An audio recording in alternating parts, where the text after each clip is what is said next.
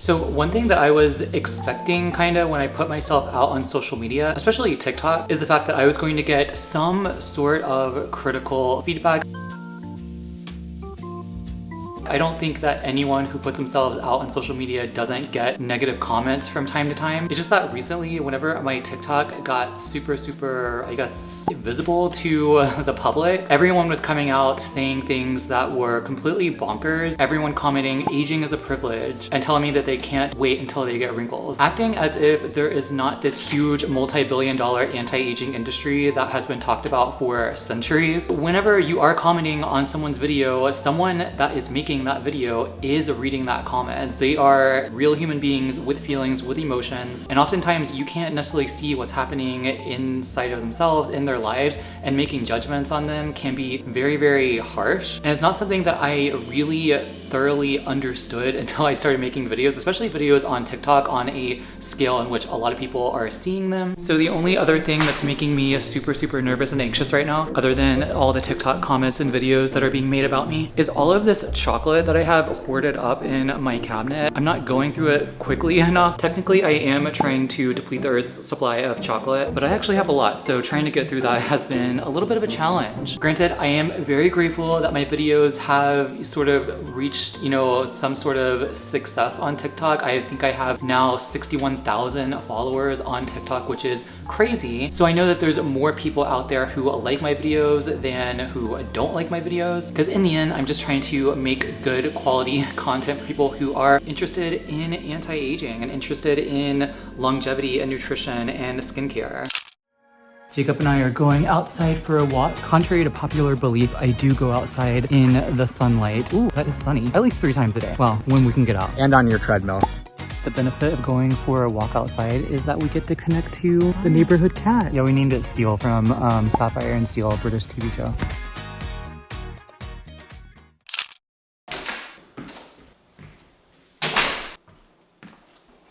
This is definitely not the way to wear a UPF 50 hat, but I think I look cool. I think what bothers most people about my TikToks whenever they see me go outside is that I'm like dressed head to toe in UPF 50 clothing. And a lot of people say it's insane and what I'm doing is crazy and that it's like too exhausting and that I must be miserable. Honestly, it doesn't take very long to put on an article of clothing that protects your skin from the sun. And if you don't care about visible aging, the sun drives 80% up to 90% of the visible aspects of aging. At least care about your skin and the risk of skin cancer, because that is a very real threat when it comes to UV. It doesn't take a lot of effort to put on just a shirt that protects your skin against UV. A hat, sunglasses, sunscreen takes about like 2 minutes to put on. But a lot of people tell me in the comments on my videos, my very short like 30-second videos where I can't really provide a lot of context, that what I'm doing is crazy, when this has been done for decades, if not centuries, to protect the skin against the sun. But I think the aspect is just sort of like the visible aspect of aging. That's sort of what I talk about on a constant basis, because that's really my niche. And again, this is a niche that I have just sort of been fascinated with, and I know that you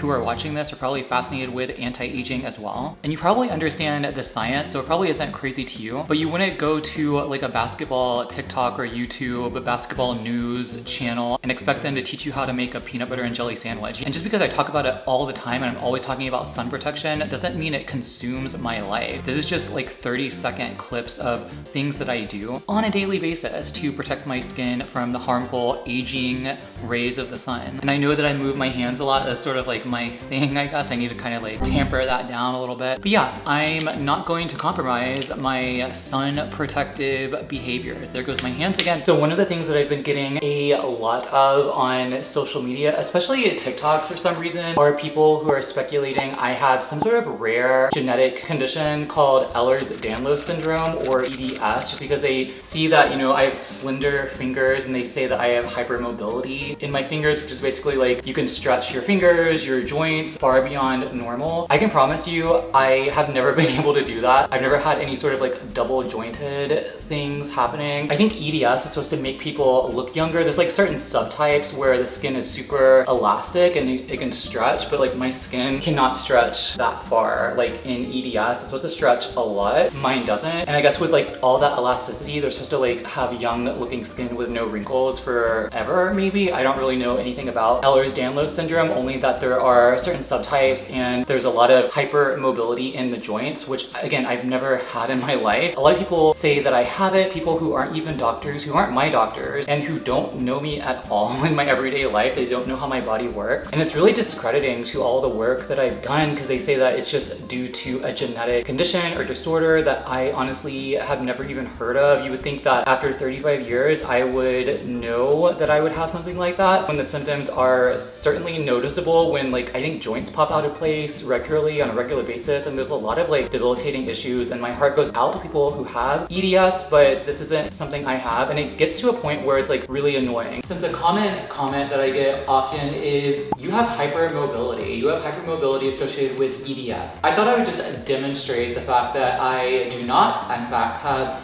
hypermobility, and I've never been double jointed in my life. One of the scores from the Ehlers-Danlos Society used as part of the diagnosis of EDS, hypermobile EDS, is the Beighton score, and this is just sort of like a scoring system that measures joint hypermobility on a 9-point scale. So let's go ahead and just score myself out, shall we? A, fifth finger pinkies. Test both sides. Rest palm of the hand and forearm on a flat surface with palm side down and fingers out straight. Can the fifth finger be bent, lifted upwards at the knuckle to go back beyond 90 degrees? If yes, add 1 point for each hand. That does not look like it's beyond 90 degrees to me. None of my fingers can get beyond 90 degrees. B, test both sides with an arm out straight, the palms facing down, and the wrist then fully bent downward. Can the thumb be pushed back to touch the forearm? If yes, add 1 point for each thumb. Yeah, it's not bending. It's not giving me the bends. C, elbows. Test both sides with arms outstretched and palms facing upwards. Does the elbow extend, bend too far upwards, more than an extra 10 degrees beyond a normal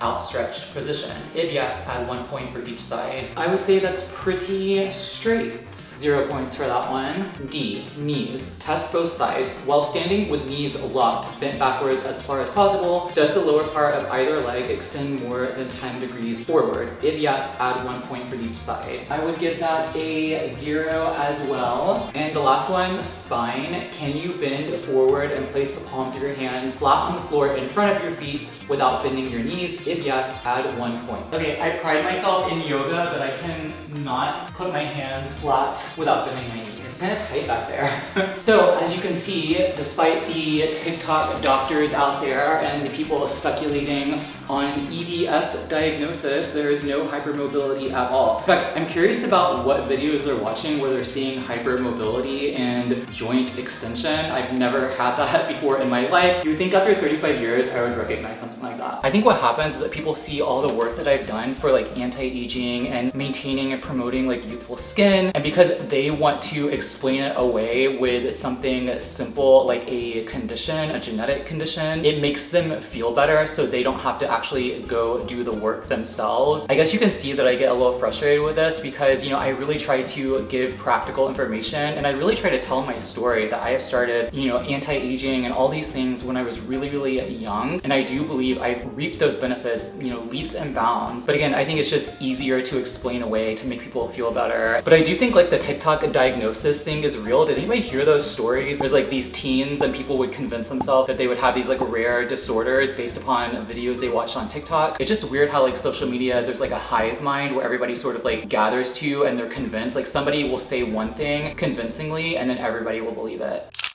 I honestly think when it comes to putting out things into the internet, you're going to get criticism. I knew I was going to get critical comments. I just didn't realize the level at which it was going to be bombarded toward my videos. I do hold to the idea that a lot of these comments are from bots or paid bad actors, just because I do see like the same comments over and over and over again. But I also think that there are some people who have just sort of caught onto the bandwagon and just want to bring anybody down no matter what. I just think for me, I'm into really practical things. I'm not talking about plastic surgery and interventions and all these like expensive, complicated anti-aging strategies. All I'm talking about in my videos is really sun protection, skincare, research, nutrition, and a lot of like free lifestyle things that anybody can implement in their life. So it is a bit confusing, but the internet is a confusing place, almost like the wild, wild west out there sometimes. And I think that anything that I can do to help others improve their own life through their health and through understanding sort of how things work in terms of like their skin, in terms of the aging process, in terms of really improving and promoting healthy aging, that's what I'm really going for. And yeah, some of the things that I'm looking at and talking about is the visible aspects of aging. And if you don't care about that, that's fine. But some people do. And there is some research suggesting that a younger looking appearance is associated with better longitudinal health outcomes. So it's not just aesthetics, it's also just a reflection of your overall inner health as well. I don't know. I just think that comments that I get sometimes are very unfair. I do believe it's like from some people who are just wanting to be difficult, and then someone else who's not very happy with themselves will latch onto it and then just sort of expand upon it. And everyone sort of latches on and leeches off of negativity, especially on TikTok. I don't really understand why it's TikTok specifically, but there's a lot of negativity. I think I'm still going to continue making content. I still like making content and making short videos and long form videos and really talking about my passion, which is anti-aging longevity. And I think the term anti-aging might turn people off, but it's really strange to me that it turns people off because this is a term that's used in marketing everywhere and people generally know what it means. It's not being against aging or being against getting older. It really is just a marketing term for promoting the youthfulness of not only the skin, but also the brain, the mind, the body overall, so you can have optimal long-term health, mobility, independence, and that's what we're really all striving for. So I guess I could find a better way of communicating my anti-aging journey and my goals, but in reality, it's not going to change anyone's mind. People are going to be critical because that's just who they are. Some people just aren't happy with themselves or with their lives. And I've heard this said before, but it is true that not a lot of happy, successful people are leaving negative, rude, sometimes shameful comments on other people's videos. If they are watching video content, they're just watching what they want and they rarely even comment. So it gives me a lot of hope that there are people out there like you who are watching these videos, who like these videos, who follow me, because there is, I think, a quieter majority, doesn't necessarily always comment, but are there to watch the videos, to learn, and to share their own advice and their own wisdom and knowledge. And that's one reason why I really love YouTube, is that we can have a good engagement in the comments and really discuss ideas and share opinions and advice about skincare, anti-aging skincare, nutrition, diet, lifestyle interventions, mind-body techniques, like all these things that go into optimal health, well-being, and youthfulness and vitality. Yeah, these are just my nighttime ramblings, my nighttime thoughts about the comments that I get. And again, I do get a good deal of heartwarming, warm, kind comments, and this isn't to discredit any of that or to ignore it in any way. It really is to just share my own thoughts about, I guess, where I'm coming from and why I do what I do. So hopefully I communicated it in some eloquent fashion. But anyway, thank you for watching. I'm gonna go to bed now and count my blessings and be very thankful and grateful for you and all the people who support me. I'm very grateful that you are here, and I'm grateful that we have this community, this anti-aging community here where we can learn from each other. In the meantime, stay kind, stay thoughtful, and more importantly, stay you. Thank you for watching. Bye. Okay, so Jacob, what do you think about what do you think about all the rude, ignorant, mean comments and videos people make about me? I don't know, you don't seem to pay any attention to them, so if it doesn't bother you, it doesn't bother me. Okay, thanks.